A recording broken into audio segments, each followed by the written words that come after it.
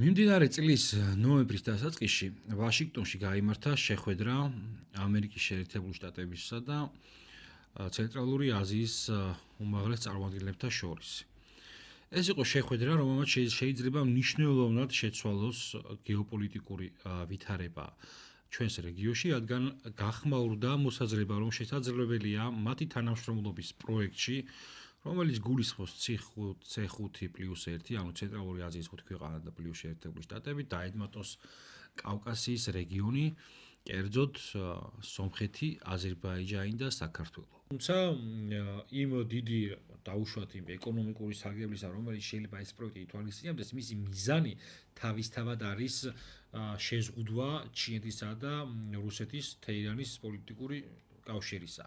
ეს კიდევ რა თქმა უნდა საქართველოს აბრუნებს იმ ძველ გეოპოლიტიკურ სტრატეგიაში, როდესაც დასავლეთთან მიმართებით მას ეგრეთ წოდებული ბუფერული ზონის სტატუსი ჰქონდა. არ უნდა გამოგჩეს ხედველობიდან არც ესეთი ტიპის შეხედულება და რა ვიცი, მოლაპარაკების ფორმატები, სადაც ჩვენზე რაიმე ტიპის იქნება საუბარი და უნდა დაველოდოთ მოთმინებით.